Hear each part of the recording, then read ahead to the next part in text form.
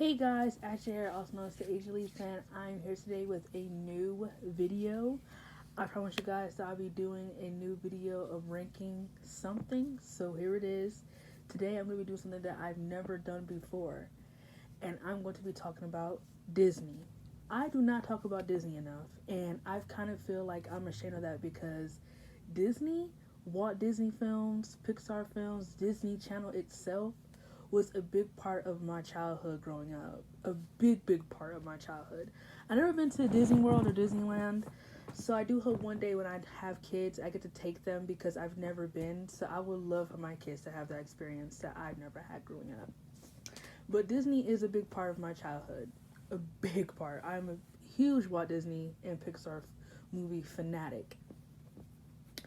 So today I'm going to be ranking the Disney Renaissance films from 1989 to 1999, from worst to best. And some of these rankings, you guys might not like them, but personally, I'm going to put them there because that's just how I felt personally. So if you get mad, it is what it is. If you don't, okay. Okay, so coming in number 10 as the worst Renaissance film is The Rescuers Down Under, 1990. Honestly, a disclaimer, I watched all these films before I ranked them, so I just want to let that out. Honestly, I fell asleep during this film. I cannot tell you what this film was even about. So, I remember putting it on in my sister's room, watching it on Disney Plus, and then I fell asleep, and I woke up and the movie was over. I don't know what the movie was about. I don't know what the fuck happened. So I guess I just explained the movie in a nutshell. It was boring. So coming in at number 9, and this one might rub people a wrong way, but this is how I felt going back to the film after 19 years since seeing it. Not the first time, but you know when you're a kid and you saw the movie multiple times, and when you grow up, the movie changed your perspective a little bit from watching it the first time. And honestly, when I was a kid, I never really liked this film all like that to begin with. So my perspective hasn't changed that much. So coming in number 9 is Hercules. This movie came out in 1997. I do not understand the hype with this film. I've never could get behind Hercules. Like, I think it's because I'm not into the geek, I said geek, the Greek mythology thing. I'm just not into it. So maybe that's because I think that's not a big reason why I just could not get behind this film. Because I'm not into that whole, I'm not into that. I'm not really into that. I can't tell you, I'm just not really into that. We learned it in school, and I could never get into it. Like, I just think this movie is just not all that. I don't think the characters are really all that interesting. I don't care for Hercules' hero story. I don't care for his romantic storyline with the girl Margulis or whatever the fuck her name is. Like, I don't care for the villain. I don't care for the songs. Like, I just don't think this movie is really all that, like people try to make it seem. To be in a top 5 Disney film, I think that's kind of ridiculous. Just me personally, like, it wouldn't be in my top 5, but if it's in your top 5, that's fine. But going back to this movie as much as I have back and forth, I just don't get it. Like, I can't vibe with it. Like, I just don't like this film. Like, I just don't like it. Like, a movie that I love, people don't like, is Chicken Little. I absolutely love Chicken Little. I fucking love that film. Period. I love it. I would definitely say it's in my top 10. My top 10. And people love that. People hate that, but I love it. I don't hate Hercules. I just don't. It's man. It's man. Would I ever watch again after watching it back and forth like I have for this ranking review? Probably not. It's probably a Renaissance film that I can honestly skip over. So yeah, it's meh. It's not all that. I definitely will give it a solid 4 out of 10 because the animation was, of course, Disney. Their animation, not all of it, but in this film, it was beautiful. But even that, I don't care for the story. I don't care for the characters. I don't care for the villain art. I don't care for the hero art. I don't care for the music. So we're gonna move on. Coming in number 8 is Pocahontas, 1995. Honestly, I don't care for this movie either. I think out of all the princess films, she has to be the most pointless one to me. Like, I don't care for her relationship with the guy John. I do think that Pocahontas was beautiful. Like, I thought she was very a beautiful girl, but like, she has really no personality at all. Like, she has no personality. Like, I don't get it. What's what these? I feel like now that I'm older, I realize that a lot of these princesses just don't have one personality trait that make you feel like they deserve to have a romantic interest. Like, I would love to just see a movie focusing on their growth as a person. Like, she has no personality besides singing. Like, that's it. Like, she's just not interesting at all to be a protagonist. Like, she's just not interesting. And like, what the fuck happened to protagonist being interesting for you? You could care about the character. I don't care for her character. I don't care for any of the characters in here. Period. I thought the animation was beautiful. The Colors of the Wind. I don't care for the song, but the animation in that song was very beautiful. How it was, the color palette was amazing in that song. But I definitely feel like out of all the Disney princesses, she's the worst because like her story is just not interesting compared to the rest, I would say. So yeah, her movie is ranked lower, and that's just how I feel. So I don't care. Coming in number 7 is The Hunchback of Notre Dame, 1996. You guys, I'm not even. I never knew about this film until like last year. This is a Disney film that I never really heard people talking about, and so I watched it twice last year, and then I watched it again for this review. And this movie is so underrated. This is a really underrated gem. Like, this movie is really underrated. This movie is so good. The villain is great. I forgot his name. The villain is great. The songs hit. I love Quasimodo. He's a good protagonist. He actually has a personality. He actually has a goal as a person. He wants to be accepted and loved by his people in Notre Dame. Like, that opening scene about the Notre Dame with the gypsies and everything. That is a good opening scene. Definitely an overlooked Disney opening scene. Definitely overlooked. But this movie is really underrated. It's not talked about highly enough. Honestly, I would recommend it to anyone who's ever looked past it for the Disney Renaissance. This movie is really good. Like, honestly, this movie really grew on me the quick as it did for me to not even know about it until last year. Like, I didn't even know about this until like last year. Like, I'm not kidding. Like, during school when I was still a senior in high school, I just watched this film because I was looking at Disney movies, underrated Disney films, and this was on. And I'm thinking like, what? I never heard of Hunchback of Notre Dame, so I watched it and I loved it. I watched it twice and then I watched it another time. So I just loved the film. I thought it was great, and it's a good film. So people should definitely show more love towards the film. It's a really good movie. The animation is great as always. The music is great. The life lessons are great. Like, this movie is just really great. So watch it. Coming in number 6 is Mulan, 1998. This is a really good film, and I know I'm gonna try to make sure I'm not saying the same predictable things like other people say. I love it that it's the first movie that we see. First of all, she's not a princess. I'm gonna say that right now. I love the fact that Mulan is not a princess, and that she's. I feel like She's the Disney female character that they did right over the princesses, I would say. Like, she's the first Disney female character I feel like to me that had a real personality. Like, she had a real goal, a real destination on what she really wanted out of life. Like, what she really wanted. Like, she didn't want to be a princess. Like, she wanted to do more. And so when her father couldn't fight in the war, she trained and she fought for her people. She fought for her people. And like, that's a good inspiration thing to do. Like, I'm not saying because she's a woman that she did it. I feel like this is for anybody. Like, if you was someone with a broken arm and you had to go train to get into the war to fight to take your father's place, that still would have been a good film. I'm not gonna say that because she's a woman. Yes, her being a woman, that is a big inspiration for kids who or anyone who's watching the film. But I'm looking past that so I don't sound predictable like everybody else who's made a review about this. I'm saying I love the film because this is a real first female character we're seeing with a real personality, a real goal, a real destination. And she took her father's place when other women were not allowed to fight in the war. She disguised herself as a guy just to sacrifice herself for her dad. Like, she loved her dad that much that she would die for him. And it's like, that's inspirational because like everybody don't have fathers, but people who are close with their dads. I'm pretty sure they would definitely self-sacrifice themselves for their father. So that's also a good thing too to take from the movie, that if you are close with your parents, you will sacrifice anything, a fiber in your bone, just to make sure that your parent is fine and they're okay.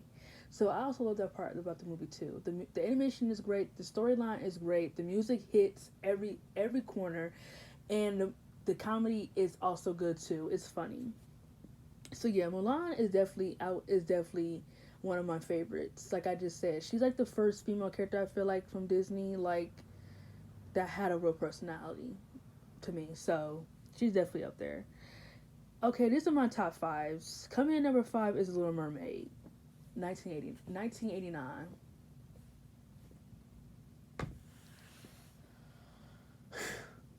I fucking love Little Mermaid. It's crazy that this movie came out in the 80s and this movie still holds the fuck up.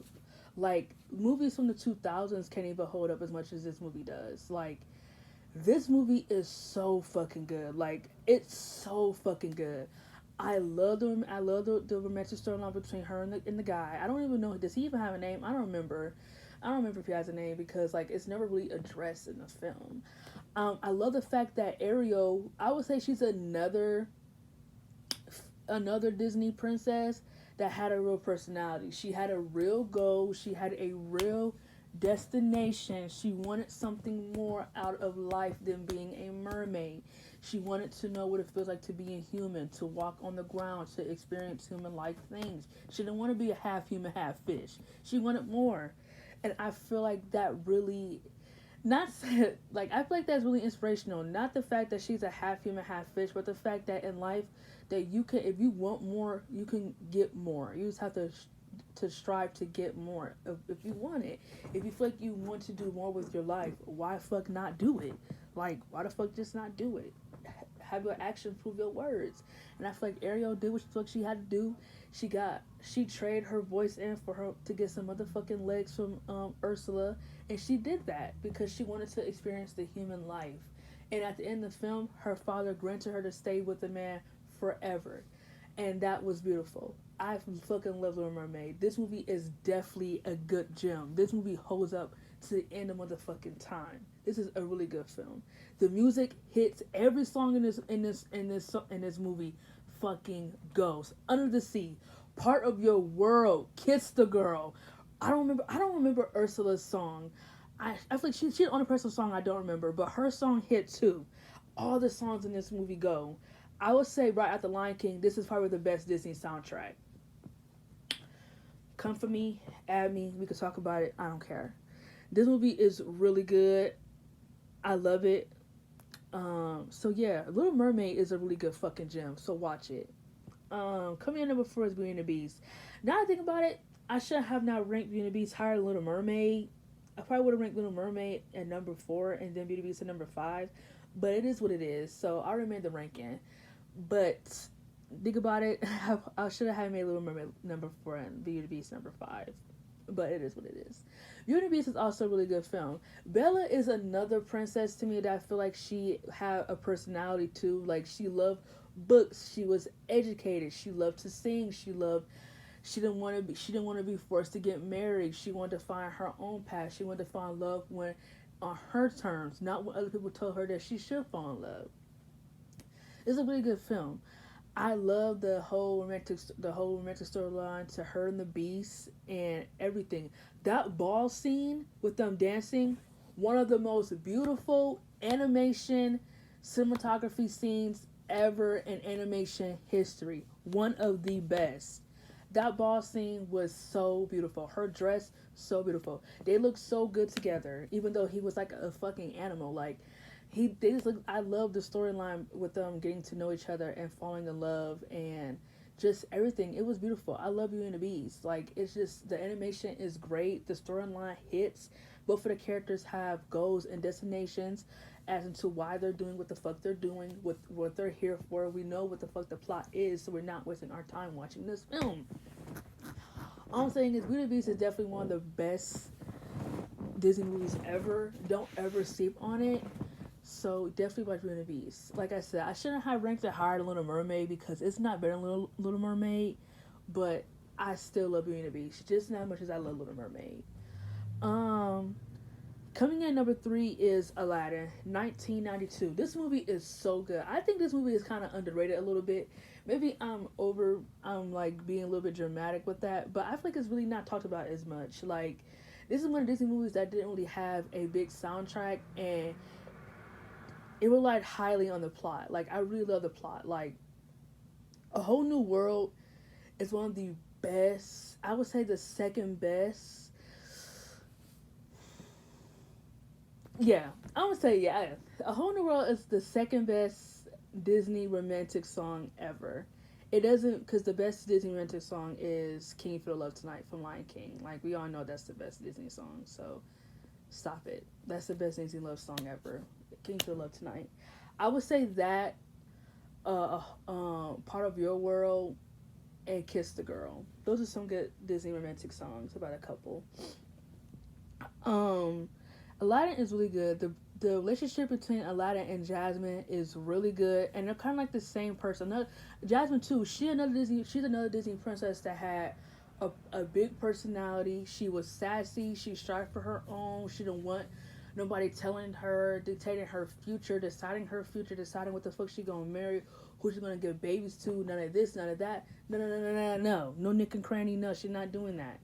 She didn't let her father not your father, not God himself. She didn't let nobody tell her who the fuck what she's going to do.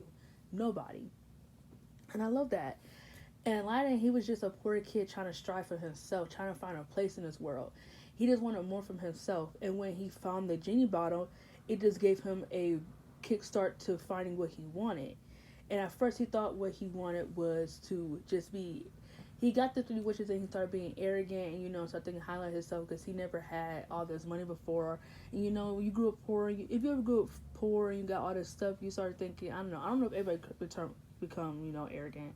But he was becoming arrogant, thinking about himself, not telling the truth about who he was. So when she found out that he was actually, like, he lied about being this prince and that he never just got all that money and all that stuff overnight, she still wanted to be with him, and then they still strive for their own. Like, that's inspirational as fuck. Like, the fact that she was still with this guy and she had all the money and he didn't, and she was willing to split her money to be with him. Like, that's inspiration as fuck. But we don't get things like that in real life because one person got to make all the money and the other person can't make no money. So it's like you can't have two people making the same amount of money because someone gets infuriated by it for some strange reason in my head.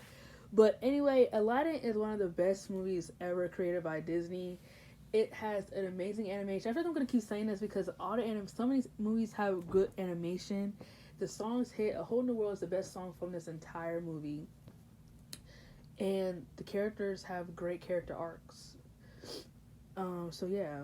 Coming in at number 2 is Tarzan, 1999.